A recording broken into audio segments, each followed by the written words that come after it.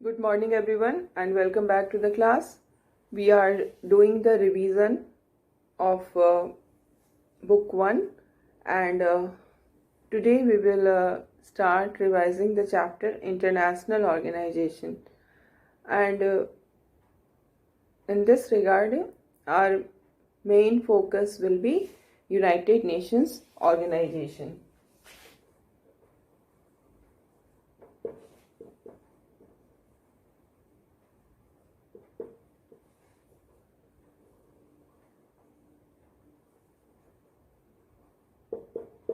Which is also called the UN, United Nations.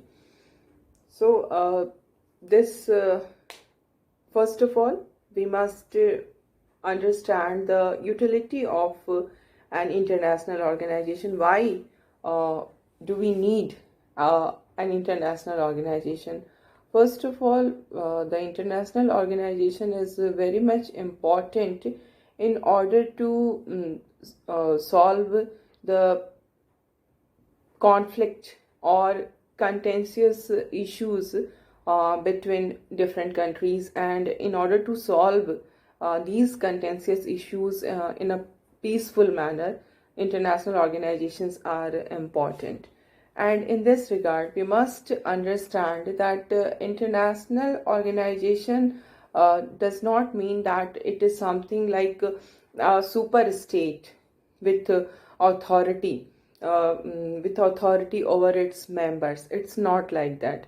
Whenever we talk of international organization, it's an organization which is created by the states. So it is not a super state. It is not having authority over its members. It can take decisions, and it is not always that the decisions are compulsory for the states to obey, because the international organization is coming into existence by the states only. So they cannot, this organization cannot have authority over its members. But still it is useful, and we will see that this is the reason, because it is not a super state. It does not have any authority over its member states. That is why we find that nowadays it is said that international organizations are becoming ineffective.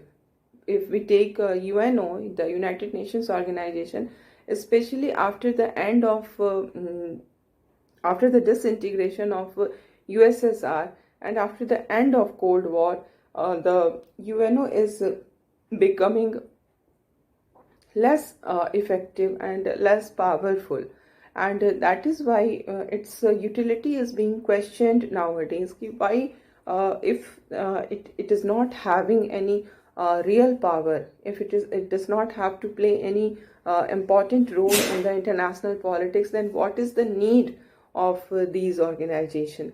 But here we must understand that international organizations are very much required, because it gives us a platform. It gives us a platform where whatever conflict is there, whatever contention is there between two or more countries, that can be discussed, and when there will be discussion, then only it can be solved in a peaceful manner.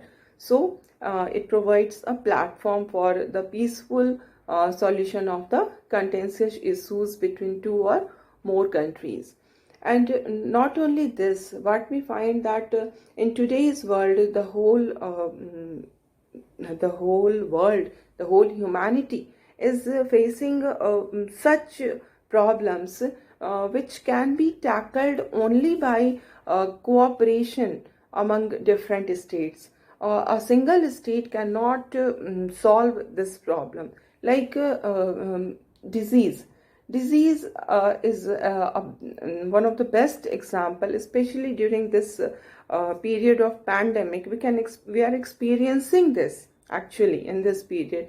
the whole world is suffering from this COVID-19, and we know that the solution to this problem does not lie with a single state, a single country will not be able to do anything against this disease. There is need of cooperation between different countries in order to tackle this situation, in order to solve this problem. If we want to save the humanity from disease like this, it is very much important that the countries should cooperate with each other. And what we find that cooperation is very important, but and everyone accept it. Yes, there is need of cooperation, but how to cooperate, it is not clear.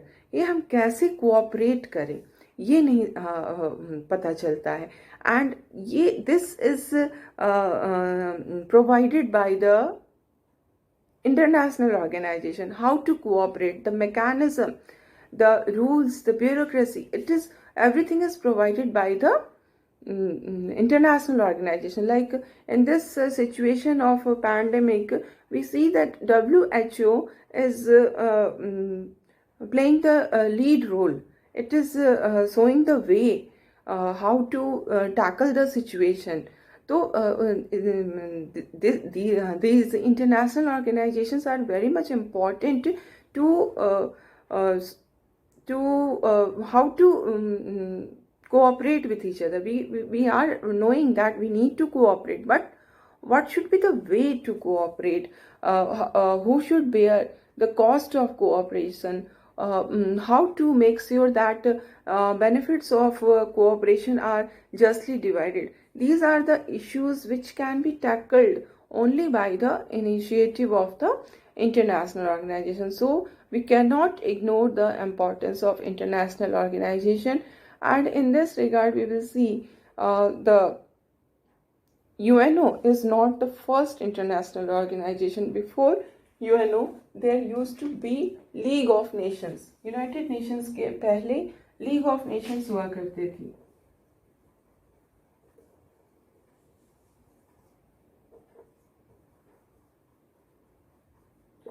This League of Nations came into existence after the First World War. The devastating effect of First World War was really horrible, and the whole world, the whole humanity was so much frightened that this League of Nations was formed by the effort of allied powers. But what we find, though, the chief aim of this international organization was to bring international peace and security, but it could not be succeeded in its effort. And what we find that this League of Nations, it came into existence in the year 1919, and within 20 years the world faced a second world war. And the effect of this second world war was far more devastating than the First World War. More people died, more people were wounded in this war.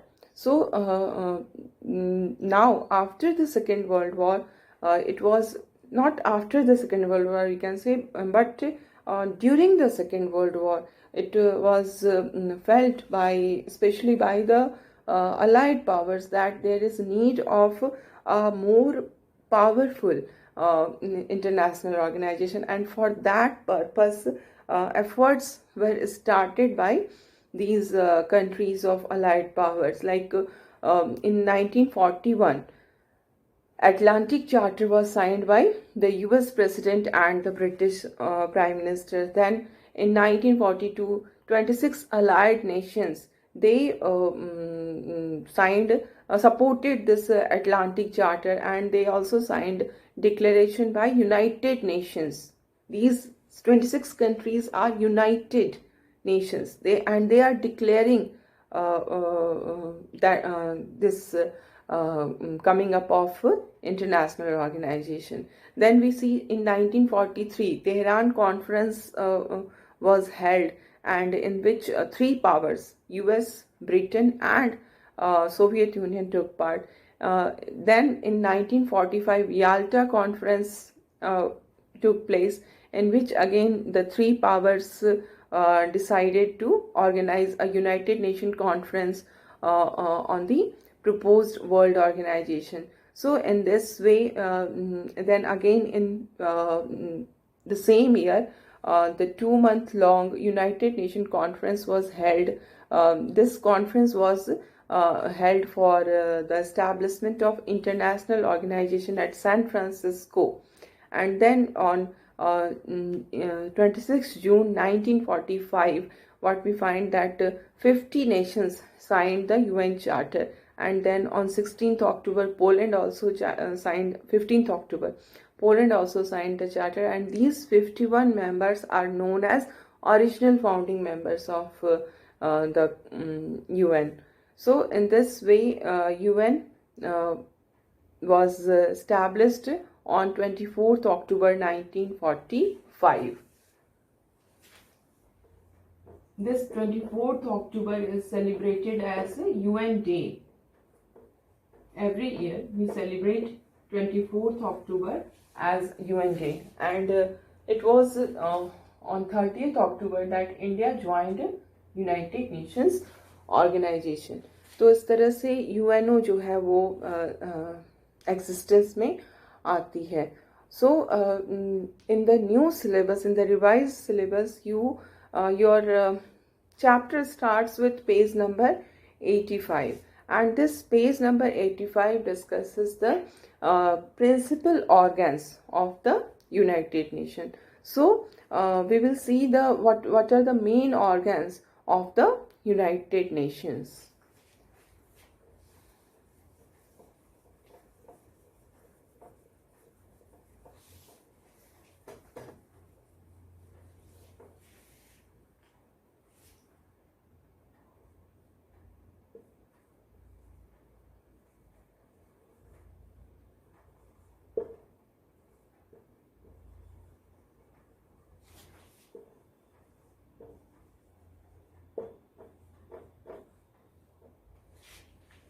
So, principal organs of United Nations.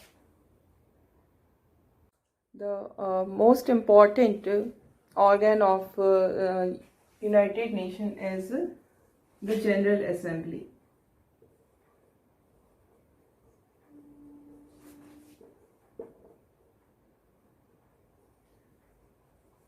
This General Assembly is just like the Parliament, or the role which is played by the Parliament in a politics of a country. In the similar way, the same role is played by the General Assembly in the world politics. And what we find that this General Assembly is the truly representative body of the organ. It is the only UN body with universal representation, because all the members who are the member of all the countries who are the members of the UN becomes the member of General Assembly automatically. If any country is the member of UN, then it will become the member of General Assembly automatically. So at present we can say there are 193 members in the General Assembly, because 193 is the membership of the UN. And in this we see that all the countries are completely equal. Their status is equal, because every country has one vote, one value. And in this regard we will see that there is no discrimination. One vote, one value.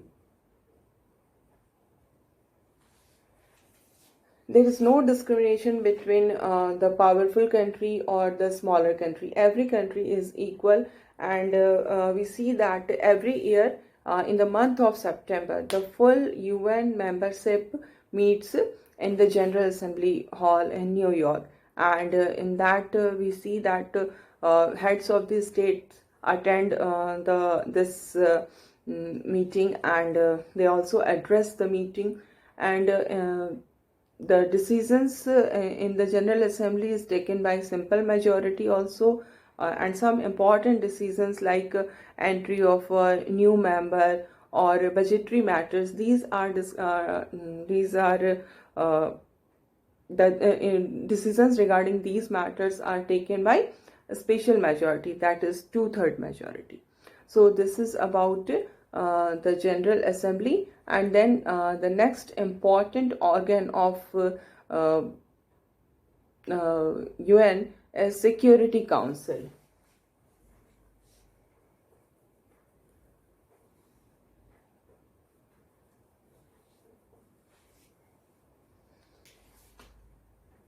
Second organ is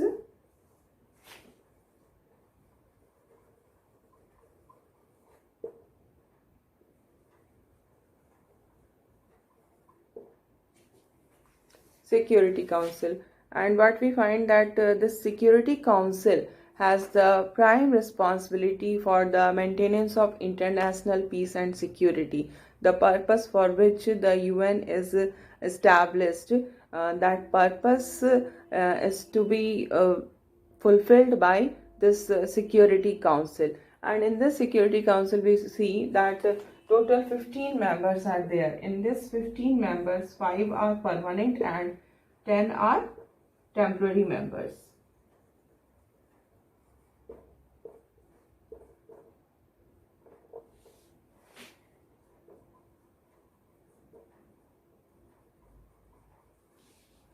And these permanent members are US, UK, China, then Russia, at present it's Russia, and France.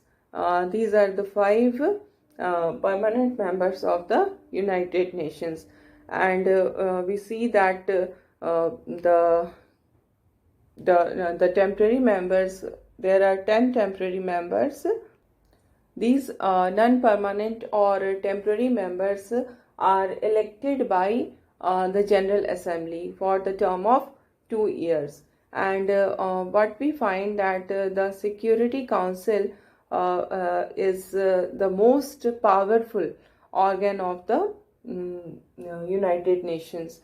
And one more thing is very important, about which we are going to discuss in the later part of the chapter, the veto power which is exercised by these 5 permanent members. And our whole major portion of the chapter is about all these things, so we will discuss that in the later part. Here we are just having an introductory view of this principal organs of the Security Council. So Security Council has the prime responsibility of maintaining international peace and security, and that is why we see that it has some important powers, like it calls upon the parties to a dispute to settle it by peaceful means, and it also recommends methods to settle the problem, methods to adjust the problem. And not only this, we find that the Security Council can also resort to imposing sanctions on any country if that country is causing trouble in peacemaking. And it can also authorize the use of force to maintain or restore international peace and security. If any country's activity is causing problem in international peace and security, then it can also authorize the member states, the member countries, to use the force against that country. So in this way we can say the Security Council is the most powerful body of the powerful organ of the UN. But this is not a body which is based on the concept of equality or democracy, because we can see there is difference in this permanent and non-permanent members. And now we come to the third organ of the Security Council, and that is Economic and Social Council.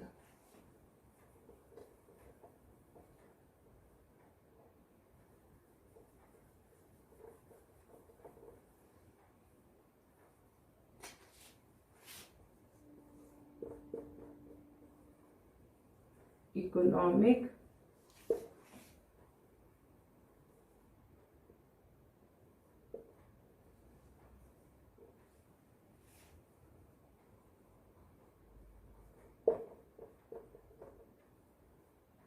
Ecosoc. It is also called Ecosoc. So this is one of the principal body of the United Nations for coordination. It also gave recommendations on economic, social, and environmental issues. Not only this, it also implement the internationally agreed development goals, because it is concerned with the economic and social aspect of life.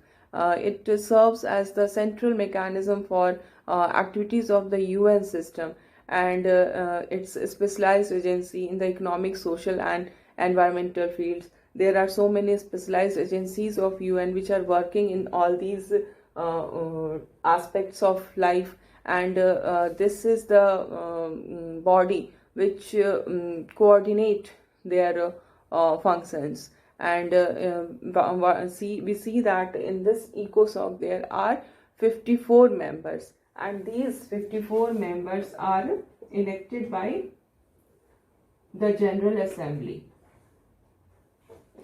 These members are elected by General Assembly for 3-year terms, and we see that this is the central platform of the UN, which debate and start innovate thinking on sustainable development, which is one of the most burning issues of present time, because we see that we are facing the problem of this scarcity of resources. There is a misuse of resources, so sustainable development has become one of the burning issues.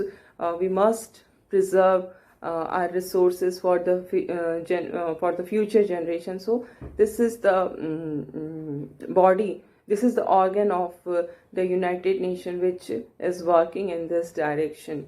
And then we come to the fourth organ of the United Nations, that is Trusteeship Council.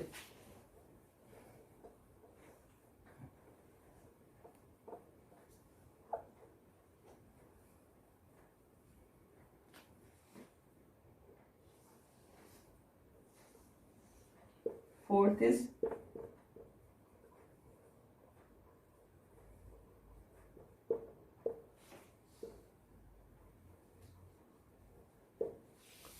Trusteeship Council. Trusteeship Council, it was established by the UN Charter, and the main aim of this council was to provide international supervision for trust territories. And what is this trust territories? Trust territories are those territories which had been placed under the administration of 7 member states, and the main aim of this Trusteeship Council was to see that these trust territories are they are governed in a proper manner. There should not be any kind of violation of human rights and all. So in this way it was given the work of seeing that everything is going on in a right manner. But what we find that by 1994 what happened, that all trust territories had attended self-government or independence, and after that there was no need of Trusteeship Council, because all the territories got independence. Then we see that this Trusteeship Council was suspended on 1st of November 1994. There was no need of a Trusteeship Council, and this council was suspended. And in this way we come to the fifth organ of the Security Council, and that is the International Court of Justice.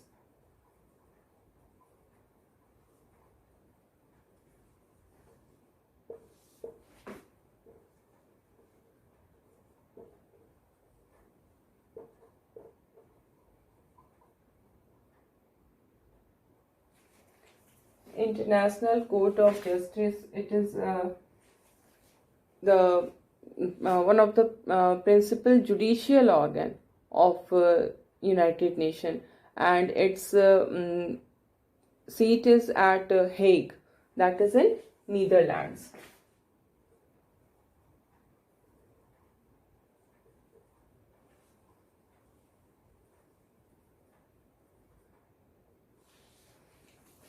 And in this International Court of Justice, what we find that it is there are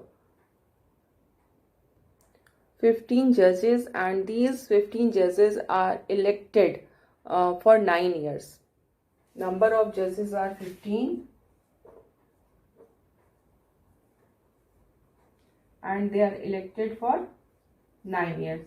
And who elect these judges? These are elected, they are elected by General Assembly and Security Council. Both take part in their election, and absolute majority is required in order to elect these judges.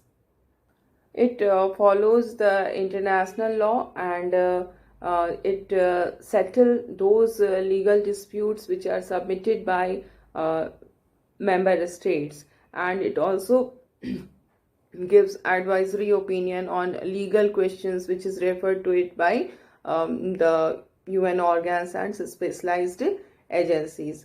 Then we see the next organ of United Nations is Secretariat.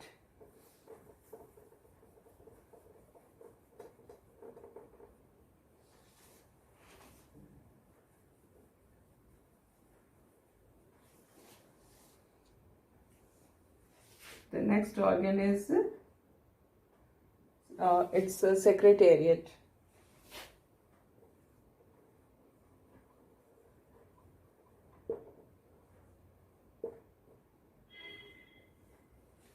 Okay, this Secretariat is just like office of the UN.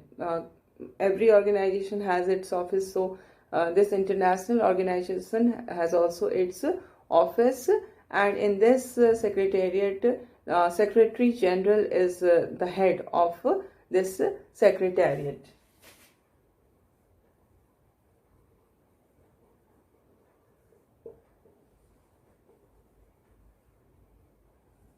And under this Secretary General, we see there are tens of thousands of international UN staff members. These staff members are responsible to carry out the day-to-day work of the UN, and we see that the Secretary General is the Chief Administrative Officer of the organization. Chief Administrative Officer.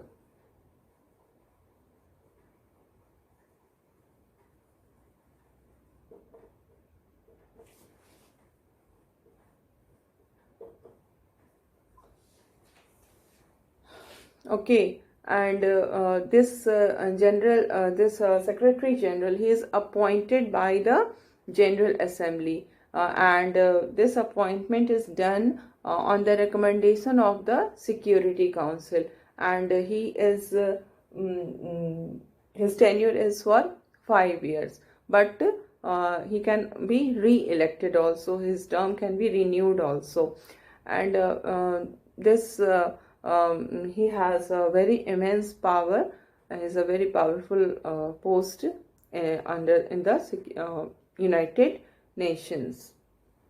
So these are the important principal organs of the UN, and now we will see what are the aims and objective of the UN, for what purpose UN was founded.